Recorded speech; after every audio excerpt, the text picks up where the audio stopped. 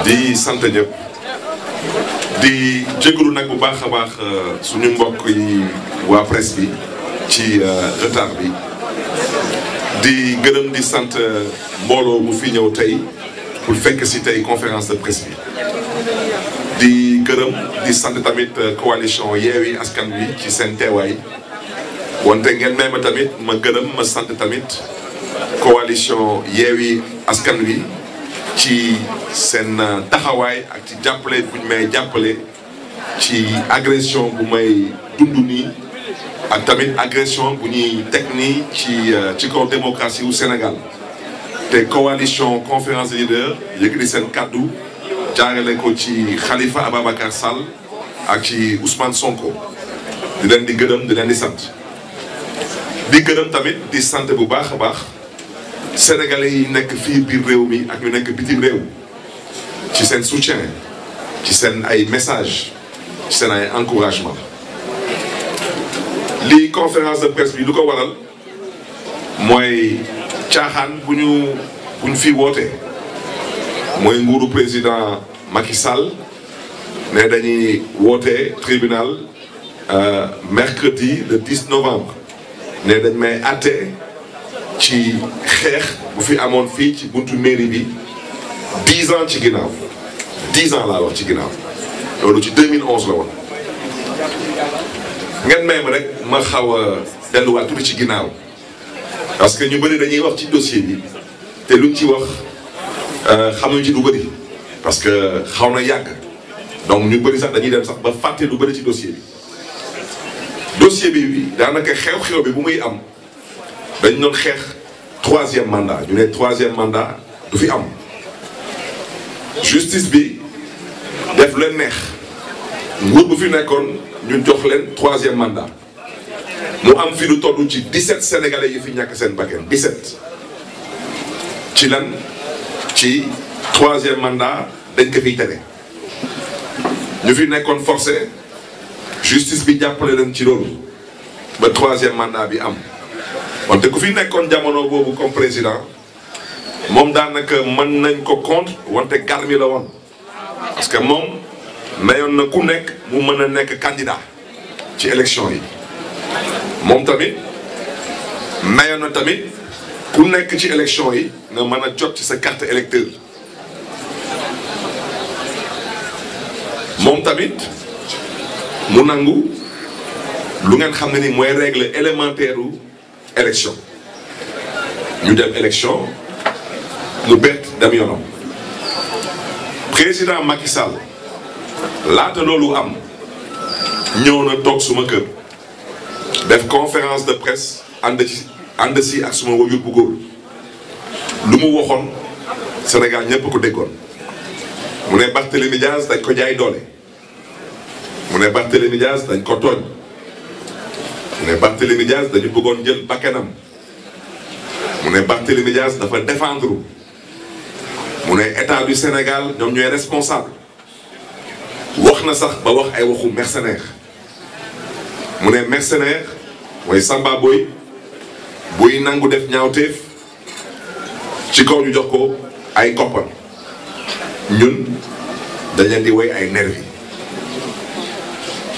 loolu bu muy am man maa ngi woon ci kaso bi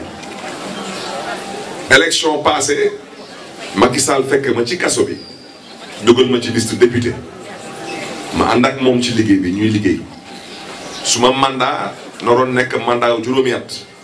ñu dawal ñetti at man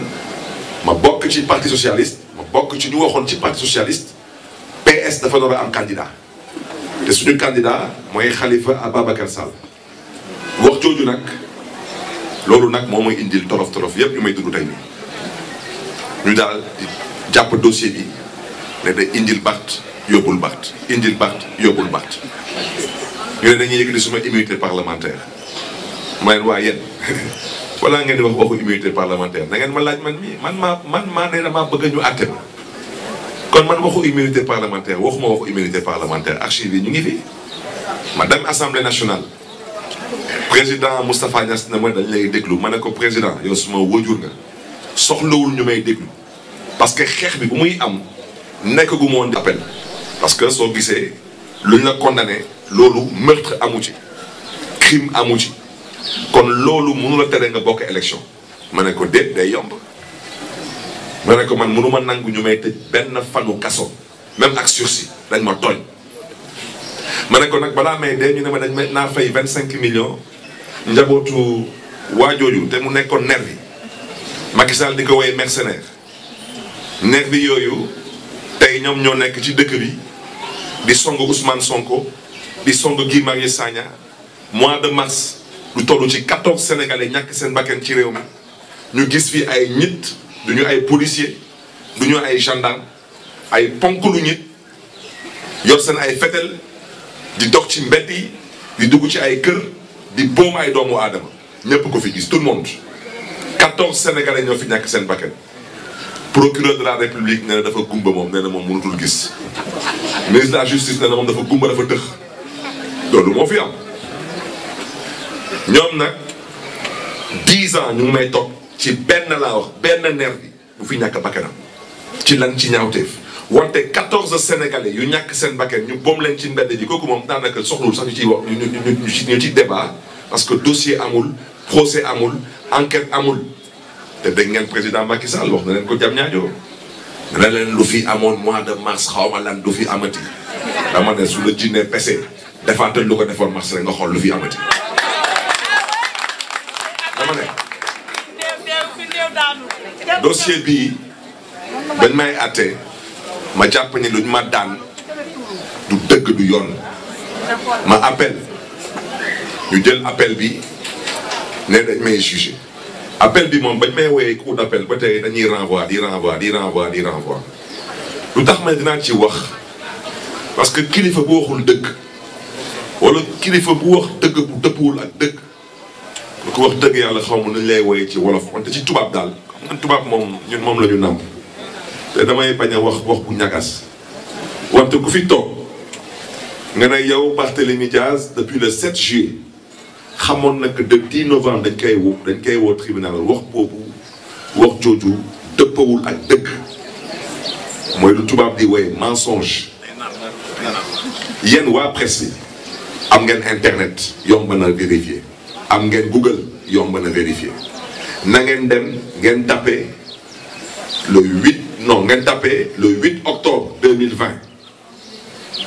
ngeen xool le 8 octobre 2020 dañ maa renvoyé au 18 octobre 2020 ma ñëw 18 octobre 2020 juge bi bëggoon ko renvoyé ay décembre noonu ay janvier ma ne ko sëriñ bi mu ne ma naam ngeen may ma nag ma nuyu ko sargal ko mi ngi tudd Serigne Bara Gueye parce que may na ma lu ngeen xam ne ni mënoon na lank bañ ne du ma ko jox dama koy nag maa bëgg a woo ci mois de décembre day am feetu Noël man catholique laa xam nga bëgg a woo jullit nga ne ko ëllëg mooy tabaski kooku daanaka da nga koy teg problème parce que yeneen problème lay am mu nangul ma ko ñuy wax waxu ay début janvier du ma ko fàtte parce que joxoon na date 8 janvier ma ne ko 8 janvier bi du ma arrangé parce que 8 janvier bi suma anniversaire bu papa la te man suma kër daanaka ñun ay gourmet lañu ñun anniversaire ñun daanaka ñun moom daanaka dañuy ngénte rek di dem du ma sa jeex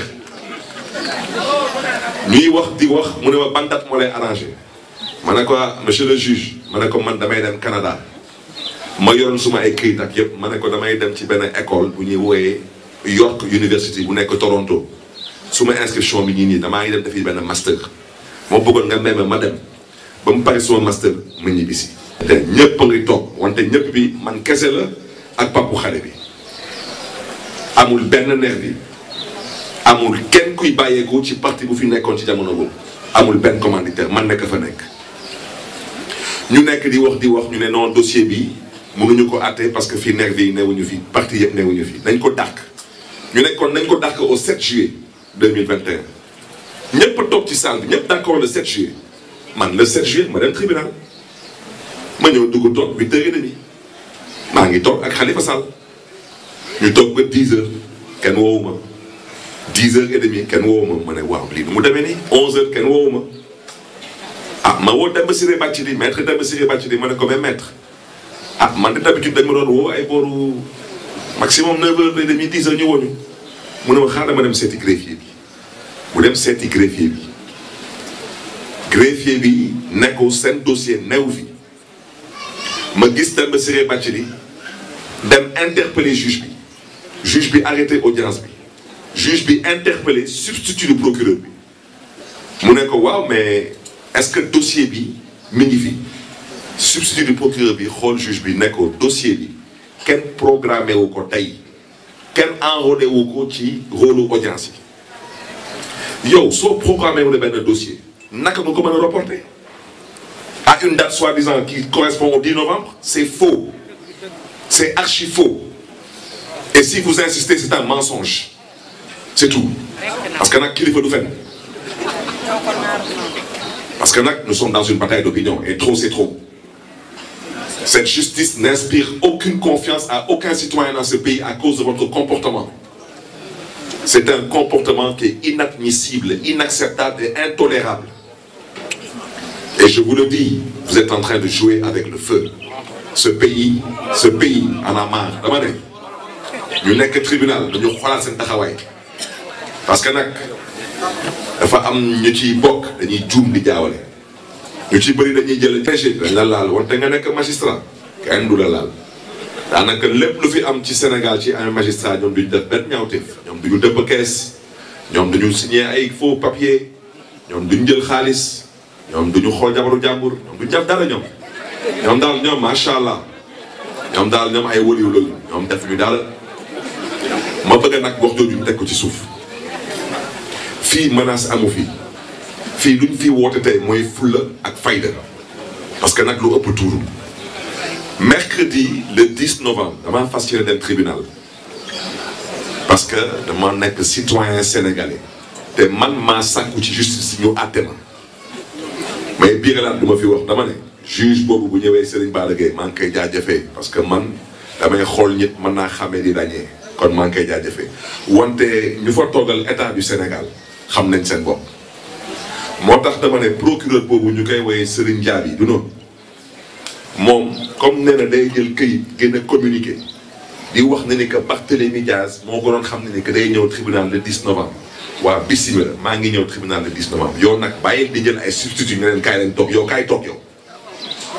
yow da ngay ñëw toog ma ñëw toog comme ne da nga may atte ma xam lan nga fiy atte lan ngeen di fi atte da ngeen toog ngeen ne man Barthélémy Dias da ngeen di ma topp ndax lan damaa yoroon gànnaay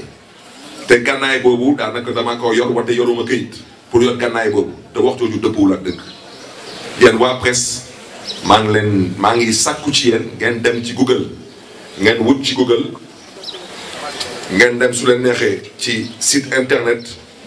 bu ñuy wooyee parce que foofu laa ko jëlee ngeen jëlee ko ci këyit bi nii mooy këyitu bii moom dama ko jëlee ci leeral.net date bi mooy le 22 août 2011 kii mooy laata fusillade bi di am parce que fusillade mi ngi am décembre 2011 kii août 2011 la woon mi ngi nii le 22 août 2011 ngeen xool décision de la Cour suprême Ousmane Ngom moo fi nekkoon ministre de l'intérieur doon ma jaay doole jóg bés woo waa DST mooy direction de la sûreté du territoire su ma benn mag bu baax moo fa newoon ñu koy woowee commissaire Abou Diop ñu koy jox wàccuwaayam au passage mu woo leen ne leen Barthélémy Dias bëggatuñu Barthélémy Dias am këyit bu koy may sañ-sañ mu am feneen naka ngeen mënee toog tey ngeen ne man da ngeen di ma topp ci benn dossier ngeen taxaw fii di nekk man damaa yoroon gànnaay te yoru mu woon autorisation pour permis de port d'arme wax jooju dëppwul ak dëgg ñu ne waaw mais Barthélémy Dias dafa yoroon ay yeneen gànnaay mais dama ne ku bëgg a lépp na nga lépp nous sommes en pénal lii pénal la pénal amul lépp léeboon pénal da ngay ne Barthélémy Dias yow yaa def lii yaay indi preuve ne lii yaa ko def ni nga ko defee fii nga jaar bu def ko fetel bu ma fi jot doon wax naa ko 9 millimètres la woon xam naa fu ma ko jëndee jox naa leen facture jox naa leen lépp damoon nañ sax ba bëgg sax tëj armurerie bi ndax jaay tamit doole fetel bi ba tey mi ngi commissariat central mi ngi sûreté urbaine ñoom suñ taxawee tey ñu ne man maa rey Samba Boy boobu ñu doon woy Ndiaga Diouf ñoom nañu génne fetel bu rey xale bi te nañu génne les preuves pour wane ne que man maa rey nervi boobu mais c'est trop facile taxaw fii ne ma non gànnaay boobu da nga ko sànni géej gànnaay boobu da nga ko dugal sa suufu lal gànnaay boobu dama ne ku bëgg a léeb na nga léeb ku bëgg a fooy sa xel na nga fooy sa xel man léebuma man fooyewuma suma xel te lu may ñaawlu ci lii je le répète mooy instrumentalisation de la justice dans ce dossier bi mën naa juuma wante ku ko nar a àtte laa wax mën naa juum mais je pense que kooku waajuram bu jigéen juddugul waaw parce que dama ne munoo bëgg a àtte dossier bu mel ni fusillade de Mermoz Sacré-Cœur te amul benn nervi bu fi toog amut mais yéen gënaat dañ vidéo yi jour boobu bu ñuy ñëw fii ci buntu mairie bi nee nañu ñoom gendarmerie bi nee nañu ils ont ramassé 77 douilles yéen xam ngeen 77 douilles ñaata chargeur ci ñu xam fetal kooku naka la benn nit moom kese di génn ci mbedd bi di moom kese rek muy fet di tir nii moom kese rek 77 douilles c'est au moins 5 chargeurs xeex bi TFM lu mu wane ci xeex bi loolu bokk matul sax 20% wu xeex bi nga ñëw taxaw tey nga ne da ngay àtte rek Barthélémy Dias ak ay garde du corps wante parti bu fi nekkoon jamono boobu joroon ay oto joroon essence am génne xaalisam fay ay samba boy comme tey rek parti bi nu mu koy defee même chose ñooñu parti boobu amul benn responsable bu ci dugal loxo kenn ci ñoom def ko te eux tous ils sont encore là vivants tous ñu dem ba ci biir ñu ne bon mais nervi yi ñoom tamit amul kenn ku ci condamné tam leen ngeen xool première instance lu ñu condamné nervi yi amul kenn ku ci condamné 1 jour de prison ñoom ñëpp dañ leen condamné ay association de malfaiteurs ay rassemblement illicite ndaw ñi dama ne mercredi ñun lu ñuy woote Sénégal mooy résistance comme nu ñu woote woon mars résistance moom la ñuy woote waat tey résistance parce que dama ne ku xamul buur dee na nga xam ne ni buur wuti ji na dépense waaw parce que nag lu ëpp tuuru le 10 novembre ginnaaw suba la dinaa dem tribunal wante suñ fa toogee nu ko waxee waa ji di layam yi noonu suñ fa toogee di layam yi laa wax man su ko gaañee xamulee ma xamal leen ko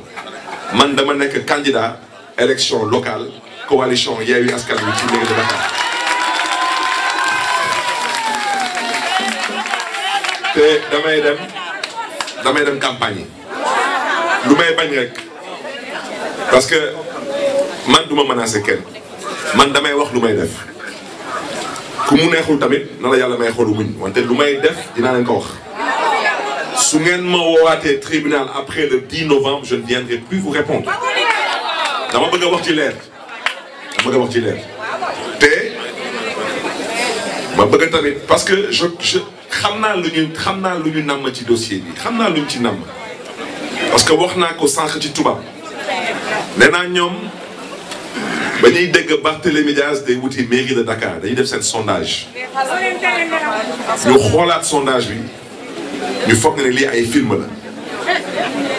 wante dañu xamul ne yàlla mooy buur ñu ne bon mbir bi comme ni la tëddee nañ jéem a xool naka la ñuy accélérer dossier